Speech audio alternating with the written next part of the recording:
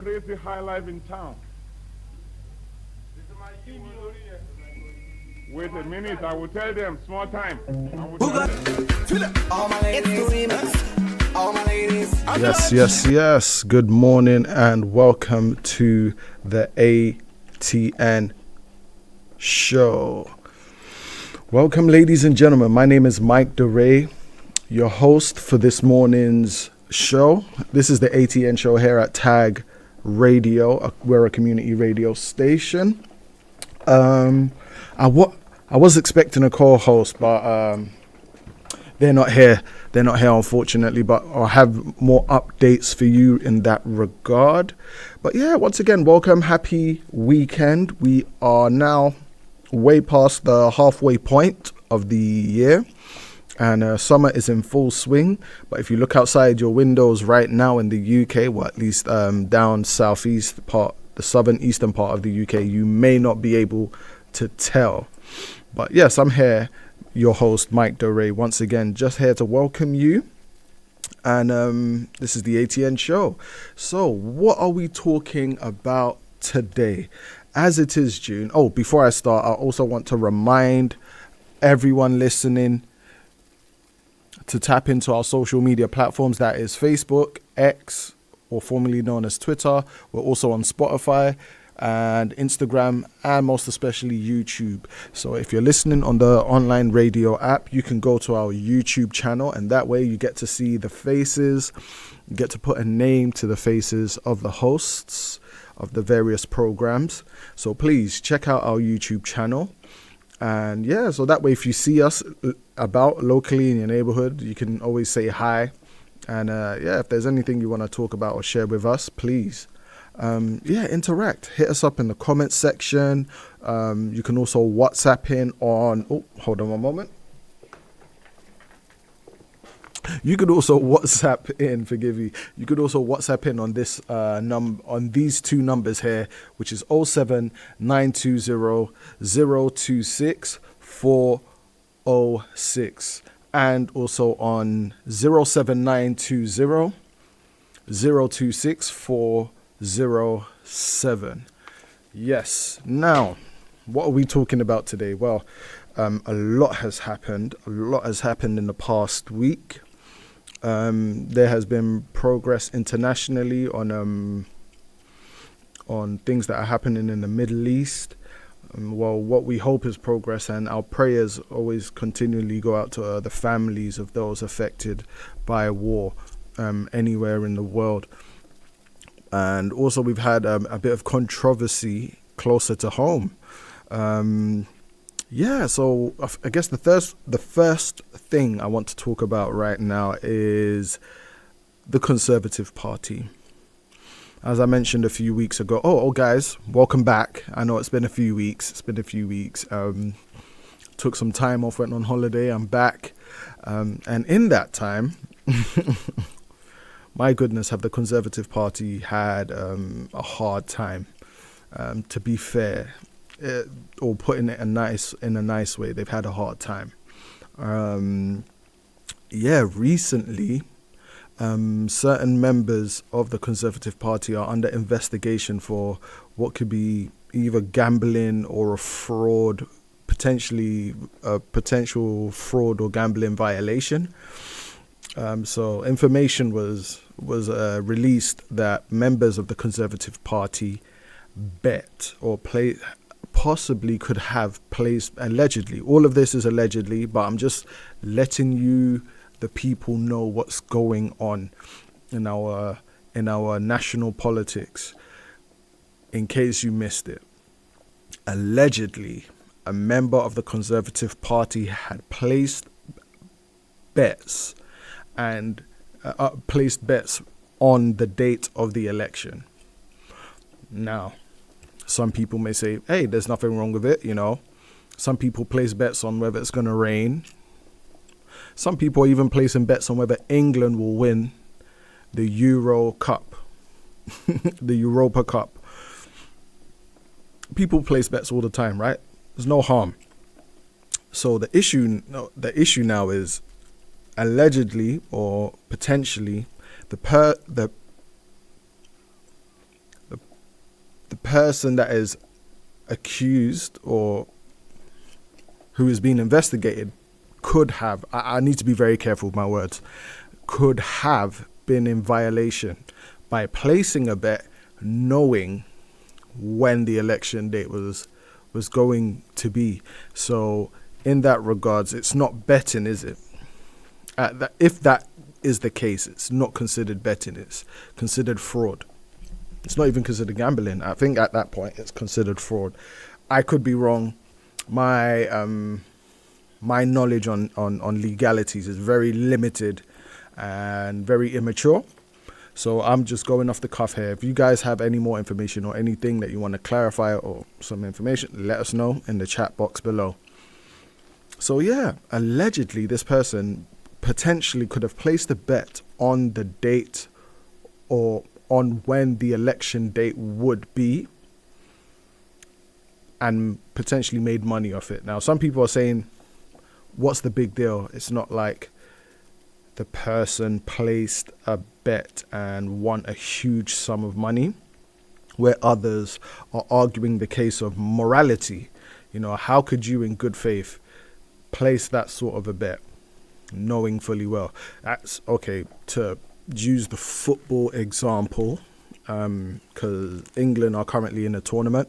Let's use that football example now. If I knew, God forbid, one of the starting 11 players was injured or had some sort of injury, and I now, with that knowledge, went and placed a bet that, oh, in the next England game, this person will be left out of the England squad due to injury.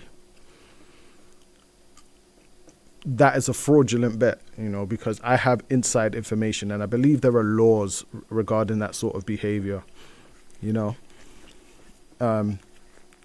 So this is also a word to parents. You know, sometimes as a parent, you make a bet with your child, right, knowing fully well that what the child believes to be true is false. That's bad practice, because if you already know the outcome of the bet, it's not betting, it's considered fraud. Okay, so yeah, that's just a bit of wisdom there for the parents and the family members, you know.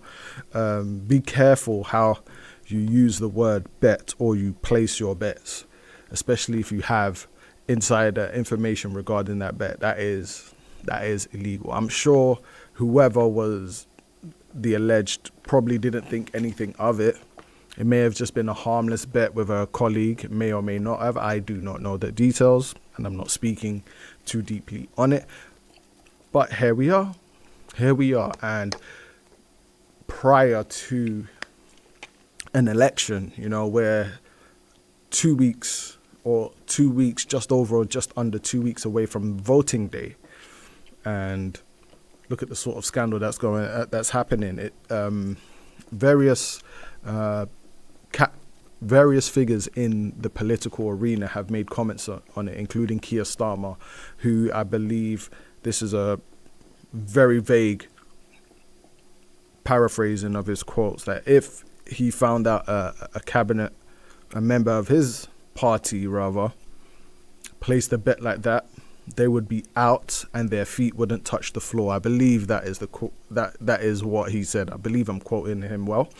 Rishi Sunak, our Prime Minister, has gone on record to say that he's very angry that members of his party even engaged in that sort of behavior, period, regardless of when the bet was placed or whatnot. So now this brings us to the issue of morality, you know, and the office of a politician, of a representative of the people. You know, should they allowed to engage in such activities? Some people are like, look, some people don't mind. They say, you know what, these people had a life before they entered the political arena. When they retire, they would have a life outside of it. What's the big deal? You know, and in some regards, that's true. But for me, I guess where I draw the line is the conflict of interest. You know, financial gain especially in our modern times, is something that is very hard to come by. You know, in the sense of most people that have financial gains have to work hard, or work hard at increasing their intelligence or their skill set or upskilling. There's nothing easy or relaxed about increasing financial gain. So if somebody is going about it in an immoral way, I feel that, especially when you're now a representative of the public, of a group, of a group, public group, then yeah, for me that's where I cross the line. For example, now, for those that say it's okay, I would ask, if you are a person of faith and you found out your spiritual or your faith leader was gambling or placing bets. Now, even though gambling is legal, every person of age and of mental capacity should be able, or it should be legal for them to place bets. It's considered a thing of leisure in this society. Now, if you found out your spiritual or your faith leader was engaging in that activity, I'm sure a lot of people would take issue to it. But you see, now that's why I saw, because even in certain belief systems, they share the same titles, ministers. So if your public ministers are engaging in private gambling for personal gain outside of what they're getting as a paycheck, or outside of what they're getting paid to do, especially when the bet is on inside information, I feel like there's a conflict of interest there. If, forgive the pun, if a doctor was now betting on football predictions, I don't see a conflict of interest there, except the fact that the teams which the doctor is placing a bet on or with, he may or may not be biased in support of that team.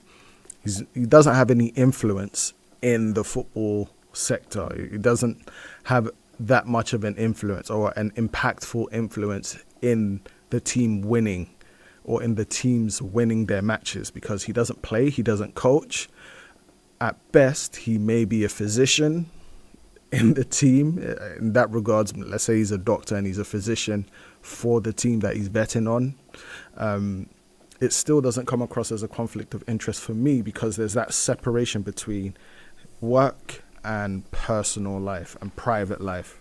There's that separation. But when your work is public, there's a different standard to which you're held to. And that's why I use the example of faith leaders, because they too are held to a different standard from the majority of people that own businesses or work as an employee. So yeah, it's just speaking to that regard. Now, what else? An old face is now a new leader. In case you missed it, Nigel Farage is now the leader of the Reform Party. I thought Mr. Farage had retired from the political world. And if you remember the name, chances are you'll probably place the name in and around the time where people started talking or speaking about Brexit. Some people have labelled Nigel Farage single-handedly the biggest influence or impact in the Brexit vote. I think that's maybe a bit too much credit for one man, but hey-ho. And he did announce his retirement from the political arena, because I believe he was a representative in the European, is it a Congress? I'm not too sure the right terminology, but he did represent the UK in the European court or in the European stage politically. Nationally, though, I don't believe he's ever been in the House of Parliament. I don't know if he is an MP. I know he's a politician, but I don't know if he's an MP. So these things are sort of confusing for me. But what I do know is he's back, and he is the leader of the Reform Party. Another person that came back is surprisingly David Cameron, and he was around the same time as Mr. Farage. At the time, he was the leader of the Conservative Party, I believe, and he was the one that called for the vote.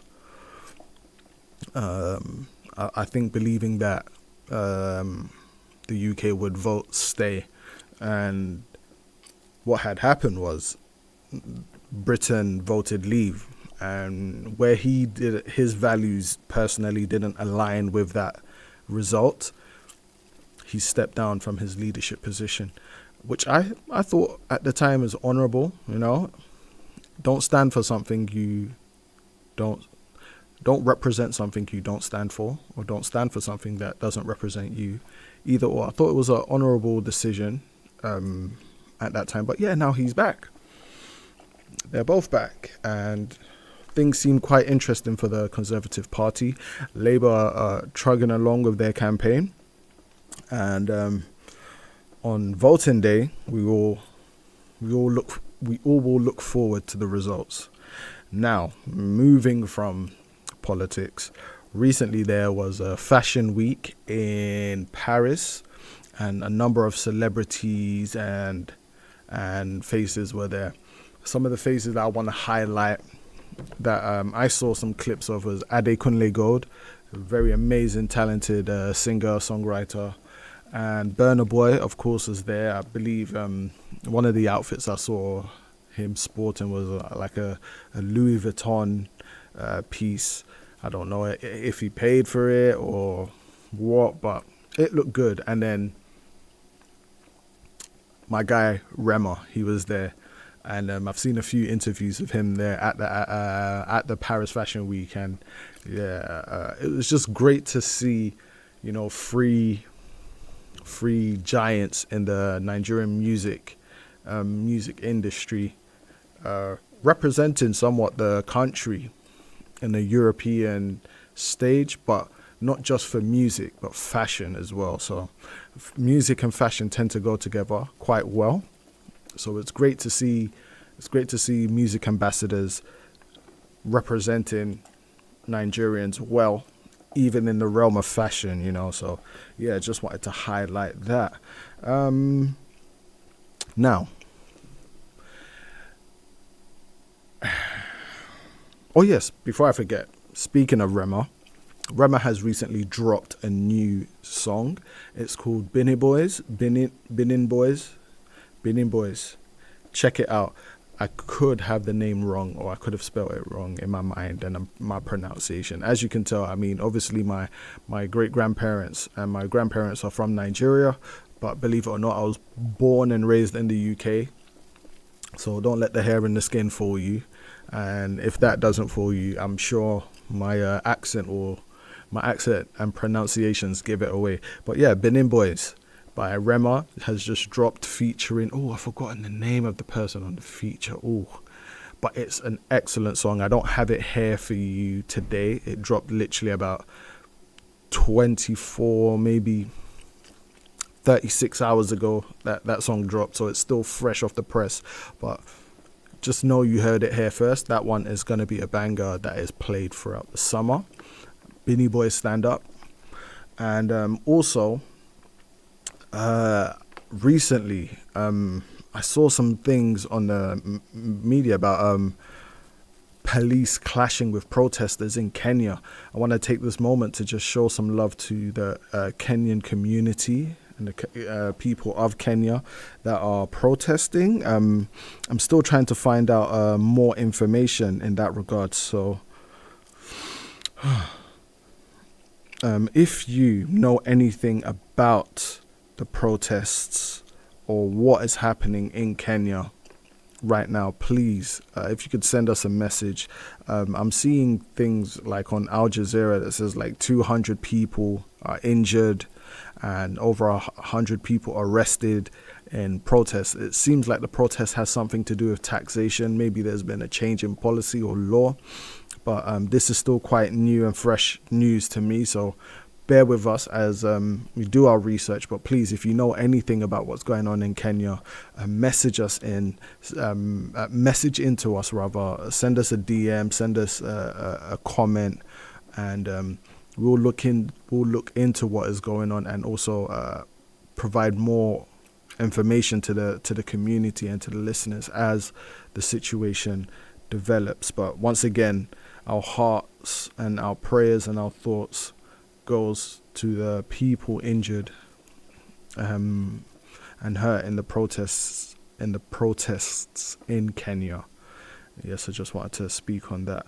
Now, moving on to I guess what I would consider to be my main topic. I haven't got much time left. I've got just under 10 minutes left, so I wanna wrap up with this. So, mental health. This is June, which is National Mental Health Month, Mental Health Awareness Month. So I haven't seen much things out there that talk about mental health, and I don't want it to seem as though I'm drumming on about it, but these things are important. They need to be spoken about. So I'm just going to read some stuff here, and if anything that I've read resonates with you or to you or anyone you know, please speak to someone, look for some help. Okay, so here are just some very, I don't want to say vague, but they're kind of vague statistics, just speaking on mental health in the UK especially, I believe.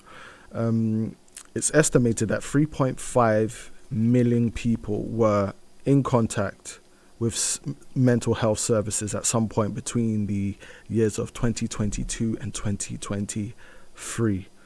This works out to be about 6% of the population, varying to 16% in 11 to 15 year olds, my goodness, and 14% of 16 to 19 year olds, and 3 to 2% between 65 of 3.2% of 65 to 69 year olds.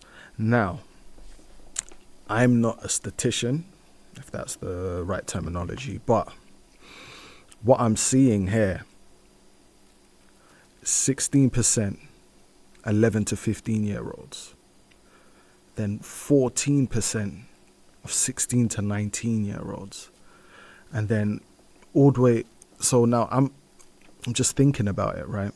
If that's the case, what happens to those 16% of 11 to 15 year olds? Some of them grow up, have jobs, get married,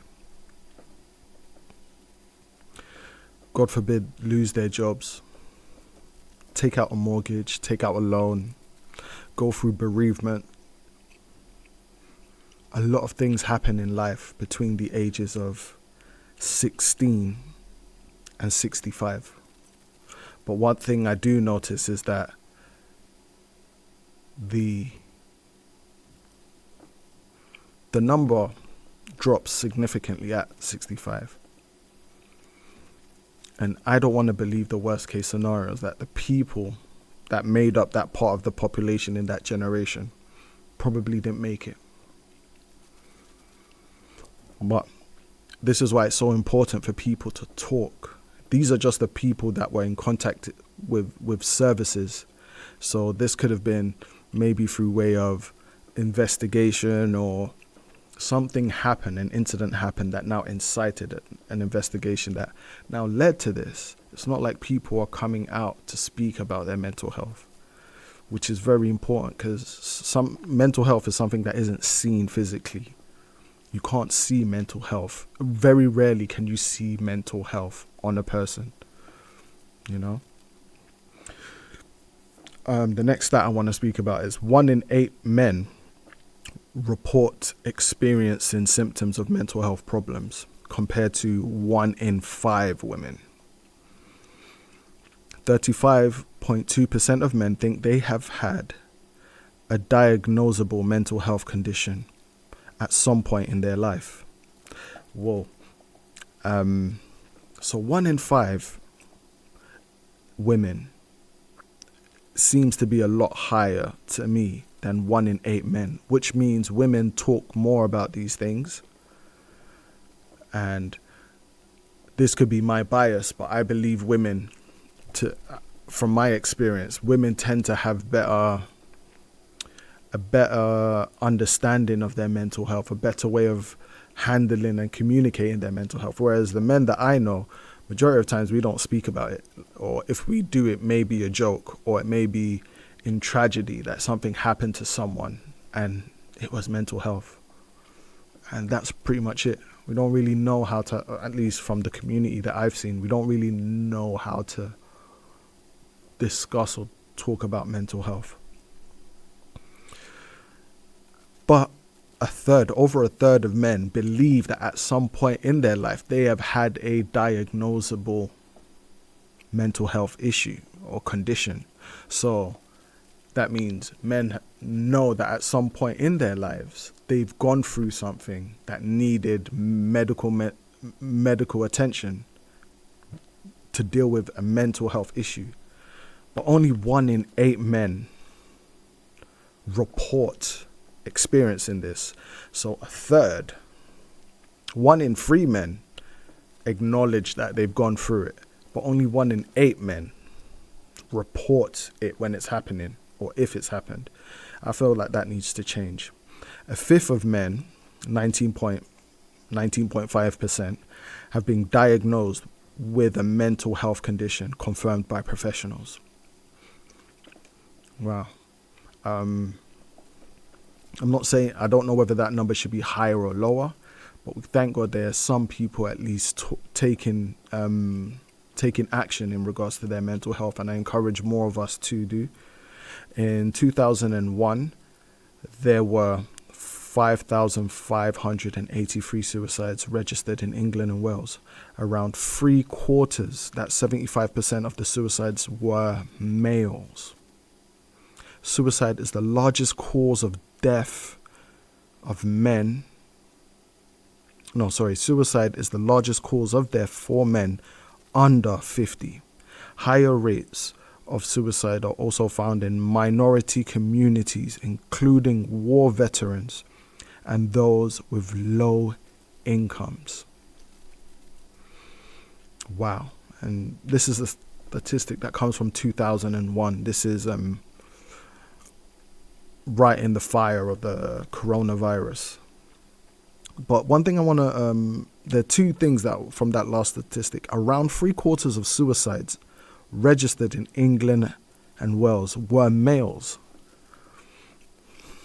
That is a sad statistic. And it also said that suicide is the largest cause of death for men under the age of 50.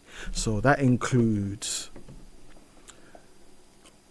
knife crime, violence, cancer, all these other diseases.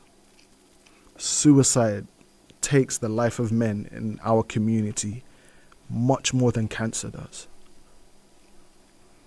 I think this, and under the age of 50, which now takes me back to the first statistic, the first group of statistics that I read out, and the last bit of that says 3.5, or is it 3.2?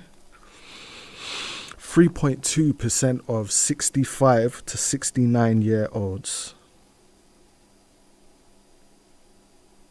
report of have had contact with mental health services. Now, the reason, dare I say, with these statistics that have been laid out in front of us, that the reason why at 11 to 16 there is a decrease from 14%, from 16% down to 3.2% at 65 is because a lot of people that go on with undiagnosed mental health issues do not make it to what we consider to be the other side, which is retirement. They don't make it through the mortgage. They don't make it through the promotions. They don't make it through the divorce. They don't make it through COVID. So guys, I'm taking this moment to ask us if we really do care about the men in our society, women as well, but speaking to these statistics, you know, trying to end knife crime is great, and it's an honorable cause. Trying to end drug dealing and all sorts of other crimes are very honorable causes. But please, let's also have the same drive to encourage and empower men to look after their mental health. It's something that I heard, you know, someone say that hurt people hurt people. So a lot of these crimes that we're seeing young men, and I say young men as in men under the age of 50, a lot of crimes that we're seeing these people commit, we don't know why. And it will shock us when investigation is done and it turns out mental health or mental illnesses may be the root or the cause of these regrettable actions. So guys, I want to encourage you. Speak to the men. Speak to the young men around you. Speak to the young boys. Ask them, yo, what's going on in your head? What happened in your week? How did it make you feel? What were your thoughts about it? And don't just ask and then, you know, talk over it. Actually sit down and listen, because I think you'll be shocked. You know, you'll be shocked to find out what is actually going through the mind of young men. And if you do have anyone in your family or your friendship circle that you feel may be struggling with their mental health, please, please, please contact someone. Speak to your GP. There are a number of charities and organizations committed to helping people with their mental health that you can even message and contact them anonymously. But please reach out, because, you know, the last thing we would want is to lose somebody's son, somebody's daughter, somebody's auntie, uncle, sister, brother, father or mother. Look after yourself, guys. This has been Mike DeRay on the ATN show. I want to thank our producers. I want to thank all of our sponsors. Thank you for the platform, but most importantly, I want to thank you, the listeners. Thank you for rocking with us. Thank you for your support and your continued help with bringing awareness to the community and supporting and uplifting the community. I want to say have a great weekend, and we look forward to seeing you again. Once again, my name is Mike DeRay, signing out for the ATN show. Peace.